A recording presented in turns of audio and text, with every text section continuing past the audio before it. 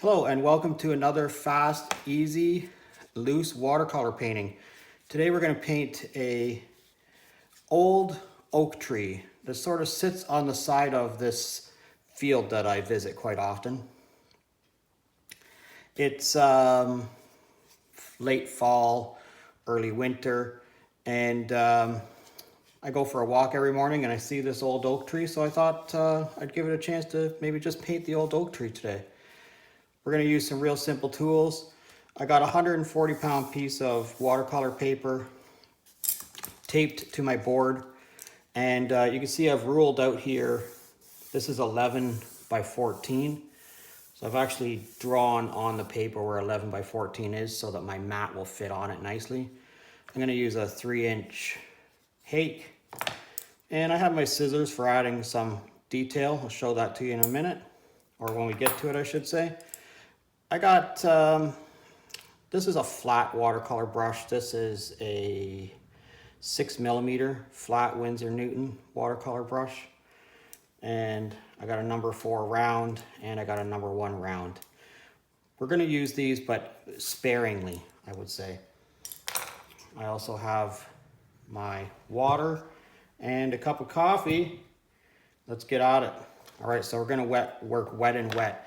I should say the other thing that I have that I use quite often that I don't show on video very often is I have this little wooden pencil box, and I use this for propping up my board. And today we're going to start with it propped up actually, so we're just going to put that right on there. Okay, and we're going to get our brush wet. I should say we're going to use a very limited color palette today. And we're going to paint this down about, we're going to wet this down, I should say, down about 3/4 of the way down. We're not going to get this soaking wet today. It's going to be wet, but not really, really wet, all right? This is a pie plate that I use quite often for my YouTube videos. You know, I normally paint out of just a regular palette like everybody else, but for YouTube and speed and of instruction and everything, I use a pie plate. I know lots of people that I paint with paint out of just a regular pie plate or a old porcelain dish. Now this should be drying up a little bit. We're just gonna put a little bit of paint on here, and we're just gonna let that soften that up a little bit. And we're going to take a little bit more pigment and just put some pigment, some streaks through it. I'm just going to let that soften down there a little bit. We're also going to take, pardon me, we're going to take our brush and we're going to get a little bit darker, a little bit thicker pigment. We're going to put in some trees that are sort of in the far off distance here. Just a few of them. Let that soften into the water a little bit. Yeah, that's not too bad at all. So sometimes you want to increase the saturation level of your watercolor so you don't get any more paint, or you don't get any more water, I should say. You just pick up a little bit more pigment, add a little bit more pigment in there, and you'll see how that's softening up into that water area. And so this is indigo that I'm using here. I guess I should have said that. This is indigo. And I'm just picking up a little bit of water. We're going to give a little bit of an indication of maybe some snow-blown little bit of a field there maybe. Yeah, that's not too bad at all. And it's a little bit dark right there, so I'll just touch that. This is turning out fabulous right along there. I really like that. So one of the things that I'm going to do now while that's still wet is I'm just going to take my scissors and I'm going to add a few trees in there, just a few branches like that. Having my board up on a angle like this is really helping that water sort of swoop down there, and you'll see I haven't added any more water at all. This is a good trick when you need to add some detail, but you don't really want to add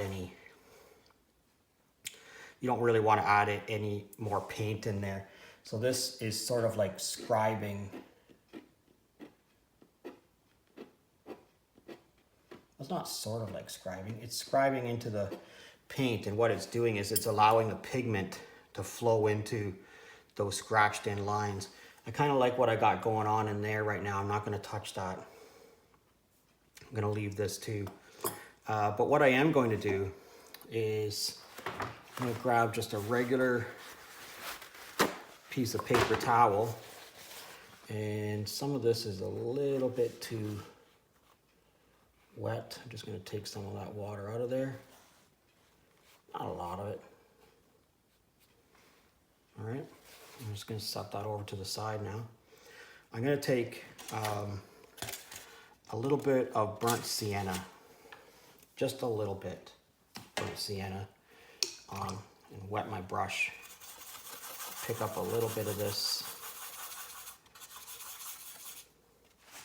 We're just going to put a little bit of this into this wetness here.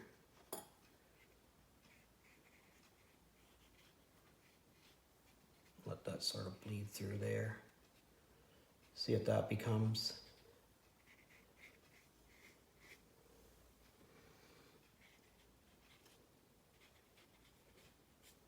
Nice, that's all right. So I like the variation that I have going on here from touching that indigo into that water, and you can see so far we've only used just these two colors, right? We've only just used just the indigo and the burnt sienna, and we really need this to completely dry now. Rinse your brush off. We really need this to completely dry now before we do anything else with it, okay? So you can set it aside and let it dry. I'm gonna set my scissors over here. You can set it aside and let it dry, or you can take a hair dryer to it, but it needs to be completely dry before we do anything else to it, okay? All right. Okay, so because I didn't have the page super wet to begin with, it only took me maybe about 2 minutes to dry that up. So I guess my best advice is, in this particular painting, one of the brushfuls of the 3-inch hake, one of the brushfuls of water of it was enough to wet the top 3/4 of this page. And then it was also enough to pick up more indigo and put in the trees. And you'll see I have some great variation.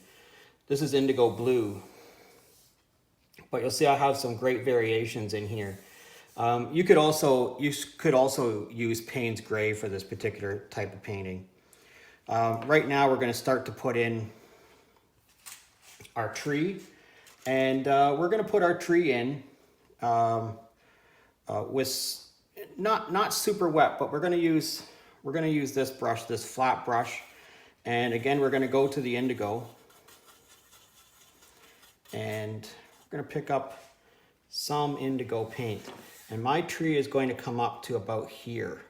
Okay, so I'm planning that right off the bat. So I'm putting my tree in so that my tree is going to come up across these trees and then, out this way. So I'm going to have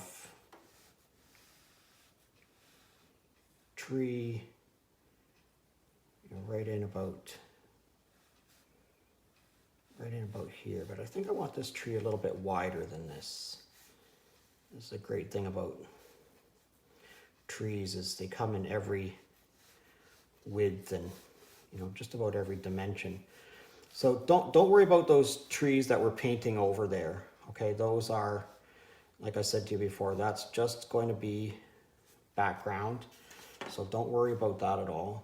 We're trying to get some gnarly looking, you know, big branches in our old oak tree. You know, maybe your tree is not oak. Maybe your tree is maple, or maybe you have different trees where you come from. That's always a question I love to find out the answer to is, you know, where do my viewers come from? The people who are watching this, you know, where are you watching from? I'd love to hear from you if you're. I'd love to know where everybody's from that watches this, because it's pretty interesting that, you know, in YouTube we have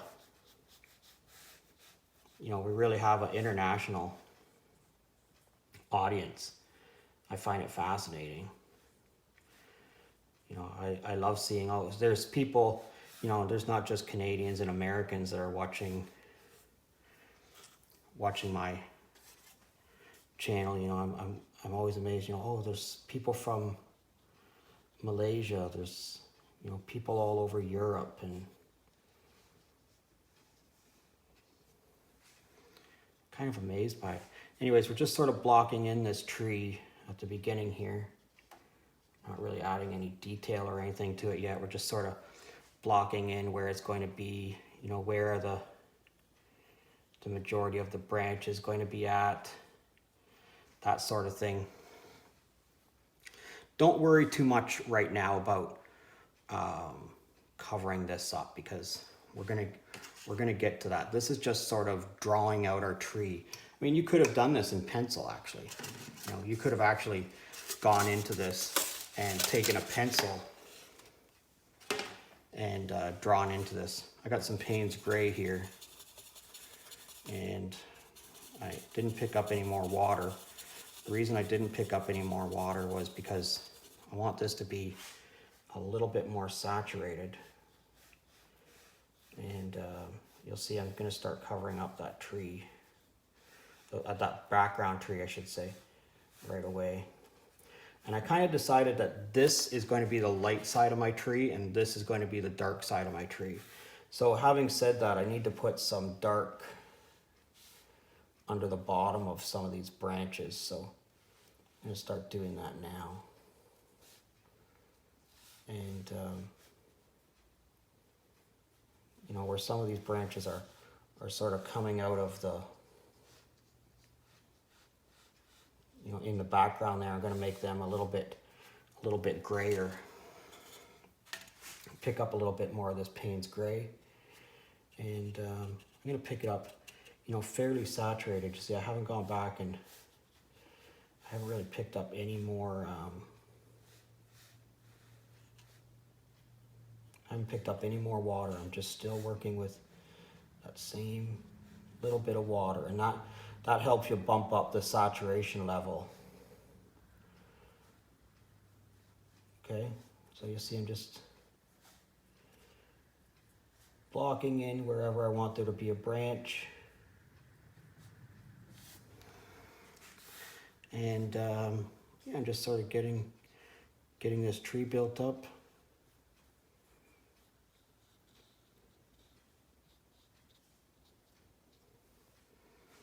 All right, not too bad at all right there. Now,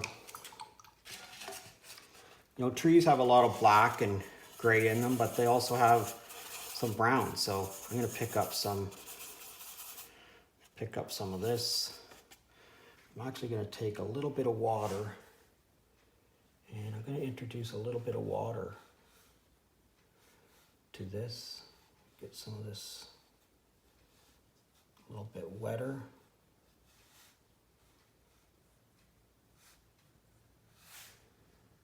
All right, you'll see here, get a little bit of brown out here on some of these branches. You don't have to add a lot of this, but this is called modeling. So whenever you see paint that has all these different you know, colors all added through it, we'd say, oh, that's mottled, you know, not mottled like, you know, not like modeling, it's mottled like the mixture of colors. Anyways, I'm gonna put a little bit of brown out here near the end of some of these, and I'm gonna put on my glasses because that's what I have to do, and I'm gonna take my scissors and I'm gonna zoom in on this so you can see it better. But I'm gonna do that into those little puddles of paint that I just put on there to give myself some little branches sticking out there, okay? So what you have to do is take your paint that's wet and just add it to the end of a couple of these because it'll dry out. That much paint will dry out fairly quickly, okay? So add a little bit of brown on there and then take your scissors and drag it through that, and you'll get some fine, little fine branches. And that adds a great little bit of detail to your painting. So I'm going to do that around here to quite a few of these now. So I'll speed this up so that you don't have to watch me do that to each one of them. But you should probably think about just grabbing something that's got a sharp point and giving this a try.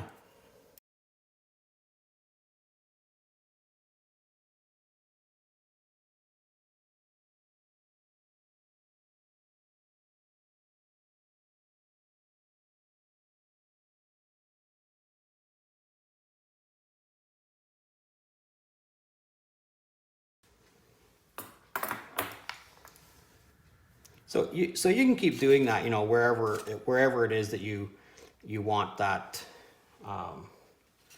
you know, wherever it is that you want more branches, go ahead and put them in. I'm just going to take a little bit of Payne's Gray right now, and I'm just going to, you know, highlight up, make some highlights on some of these tree branches, you know, kind of just define them a little bit. And you know, I'm using almost straight pigment. There's really no very little water in this. Look at the modeling that we got going on down here though, where we have that brown burnt sienna added into that. You know, you can go back in through here and wet some of this. Leave some of that white space on it. You'll find that that adds some great definition to it also. I kind of like the way my trees turn out there though. It's not too bad at all. Okay, so to add a little bit of variation to this, we're going to put, I got a small brush. This is a number 4 round watercolor brushing. We're going to take a little bit of this and just add a little bit ground here in front of this tree, like that. And that might be a little bit, too intense for what it is that I'm going there with. So I'm just going to take the flat brush. Yeah, that's better. I'm going to paint that sort of shadowy area right up against there.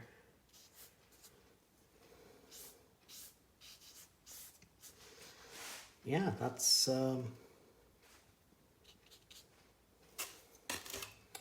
I think that's what it is that I'm going for here. So I think I'm going to put a a shadow from, I'm going to put a shadow from this tree going off in this direction. Maybe not even a shadow, but like sort of just allude to a shadow from the tree.